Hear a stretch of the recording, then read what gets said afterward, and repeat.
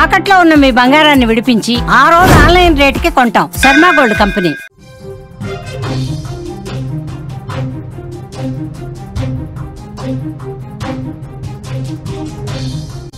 Breaking చూస్తున్నాం. అన్నమయ్య జిల్లాలో విషాదం నెలకొంది. విద్యార్థుల ప్రాణం తీసింది ఈత సరదా. ఎంబీఏ చదువుతున్న యువకులు చనిపోయారు. నదిలో 8 మంది విద్యార్థులు దిగారు. ఈత రాక 3 విద్యార్థులు చనిపోయారు. ప్రభుత్వ ఆసుపత్రికి మృతదేహాలు తరలించారు. పోలీసుల అదుపులో మరో 5 విద్యార్థులు ఉన్నారు. తల్లిదండ్రులకు సమాచారం అందించారు పోలీసులు. బ్రేకింగ్ న్యూస్ మనం చూస్తున్నాం. అన్నమయ్య జిల్లాలో పెను విషాదం చోటు చేసుకుంది. చదువుల కోసం యూనివర్సిటీకి వచ్చిన 3 విద్యార్థులు విధి వక్రించి నీటి గుంతలో చిక్కుకొని ప్రాణాలు కోల్పోయారు. ఈ ఘటన జిల్లాలో తీవ్ర విషాదం నింపింది. అన్నమాచార్య యూనివర్సిటీలో ఎంబీఏ సెకండ్ ఇయర్ చదువుకుంటున్న విద్యార్థులు 3 కూడా చెయ్యేరు నదిలో విషాదంగా అందులో మునిగిపోయారు.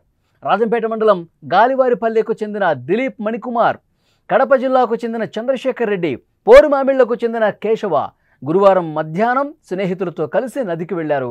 దాదాపు 8 మంది విద్యార్థులు సరదాగా గడిపేందుకు రాజంపేట రాయచోటి ఘాట్ రోడ్లోని చెయ్యేరు నది వద్దకు వెళ్లారు. సరదాగా ఈత కొట్టేందుకు వారంతా నదిలో దిగారు.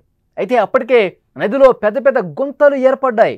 4 రోజుల క్రితం కురిసిన వర్షాలకు పెంచా డ్యామ్ గేట్లు ఎత్తడం వల్ల నదిలోకి వరద నీరు భారీగా చేరింది. దీంతో గుంతలు పూర్తిగా నీటితో నిండిపోయాయి. ఆ గుంతల లోతు ఎవరికీ తెలియకుండా పోయింది. వర్షాలు కూడా పడుతున్న నేపథ్యంలో ఆ భారీగా వరద నీరు కూడా ఉండటంతో ఎవరికి అక్కడ లోతు గురించి అర్థం కాల. లోపలికి వెళ్ళిన తర్వాత ఈతకు వెళ్ళిన 8 మంది విద్యార్థుల్లో దిలీపు, చంద్రశేఖర్, కేశవ ఇసుక గుంతల్లో చిక్కున్నారు. వీరికి సరిగా ఈత కూడా రాకపోవడంతో ఆ గుంతల్లోనే మునిగిపోయారు. గమనించిన తోటి విద్యార్థులు వారిని రక్షించేందుకు ప్రయత్నం చేశారు. కానీ ఫలితం మాత్రం లేకుండా పోయింది. విషయం తెలిసిన వెంటనే పోలీసులు ఘటనా స్థలానికి చేరుకున్నారు. పోలీసుల సాయంతో విద్యార్థుల మృతదేహాలు వెలికితీశారు. పోస్టుమార్టం నిమిత్తం మృతదేహాలను రాజంపేట ప్రభుత్వ ఆసుపత్రికి తరలించారు. మృతుల తల్లిదండ్రులకు సమాచారం అందించిన పోలీసులు కేసు నమోదు చేసి దర్యాప్తు చేస్తున్నారు. సంఘటన జరిగిన తర్వాత తప్పించుకున్నటువంటి 5 విద్యార్థుల్ని పోలీసులు అదుపులోకి తీసుకుని విచారణ చేస్తున్నారు. విద్యార్థుల మృతితో వారి కుటుంబాల్లో విషాద ఛాయలు అలుముకున్న పరిస్థితి. ఈ సమాచారం బయటకు రాగానే తల్లిదండ్రులు నిజంగా వాళ్ళు ఆ గ్రామంలో కూడా పూర్తిగా విషాద ఛాయలు అలుముకునే కుటుంబాలు రోధిస్తూ ఉన్నాయి. చేతికి అంది వచ్చినటువంటి కుమారులు ఈ విధంగా సరదా కోసమని ఈతకు వెళ్ళి నదిలో మునిగిపోయి చనిపోవటం తీరని దుఃఖాన్ని కలిగిస్తోంది. 5 బయటపడ్డారు. ఆ 5 కూడా పోలీసులు ప్రస్తుతం విచారిస్తున్నారు. అసలు ఈత రానప్పుడు మీరు లోపలికి ఎందుకు వెళ్ళారు? సరదా కోసం అని చెప్పి మీరు వెళ్ళారు. కనీసం అట్లా దిగేటప్పుడైనా మీకు అవగాహన ఉండాలి. వర్షాలు పడతా ఉన్నాయి, అసలు లోతు ఎంత ఉందో తెలియదు, మీకు ఇక్కడ ఎలాంటి పరిస్థితులు ఉంటాయో కనీసం అవగాహన లేదు.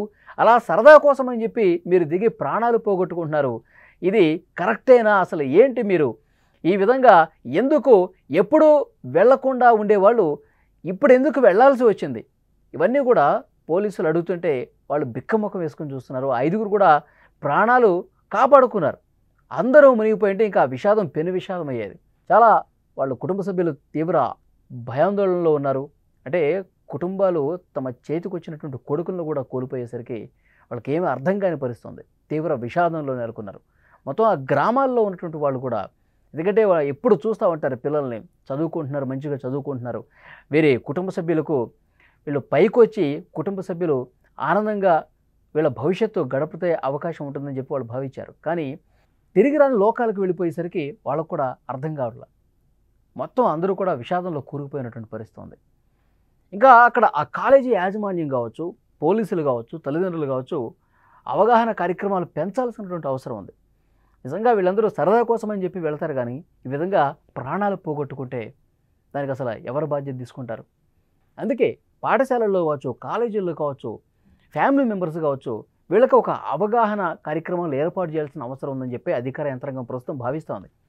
అసలు వర్షాలు పడుతున్నటువంటి ఇలాంటి సమయంలో ఎవరూ కూడా ఈతకు వెళ్ళకూడదు, ఎవరూ కూడా ఆ విధమైనటువంటి నిర్ణయం తీసుకోకూడదని చెప్పి ప్రతి చోట కూడా అవగాహన పెంచాల్సినటువంటి అవసరం ఉంది. నిన్నగాక మొన్న కర్నూలులో కూడా 5 చిన్నపిల్లలు 5వ తరగతి చదువుతున్నటువంటి కర్నూలు జిల్లా చెగలే గ్రామంలో 5వ తరగతి చదువుతున్నారు. 7 పిల్లలు వెళ్ళారు ఈతకని. సరదా పాపం, అసలు వాళ్ళు ఇంకా చిన్నపిల్లలు, 10 సంవత్సరాలే ఉంటాయి వాళ్ళకి. వాళ్ళు ఈతకని పోయి వెళ్ళి 7లో 6 ఆ వాటర్లో దూకి ఈతకని చెప్పి దిగారు. వాళ్ళకి పాపం చిన్నపిల్లలు, వాళ్ళకేం తెలుసు, మునిగిపోయారు. వర్షాకాలంలో వర్షపు నీరు చేరుతుంది, వరద చేరుతుంది, వాటర్ ఏ స్థాయిలో ఉందో కూడా తెలీదు. కనీసం ఆ ప్రాంతం పట్ల అవగాహన కూడా చాలామందికి ఉండదు.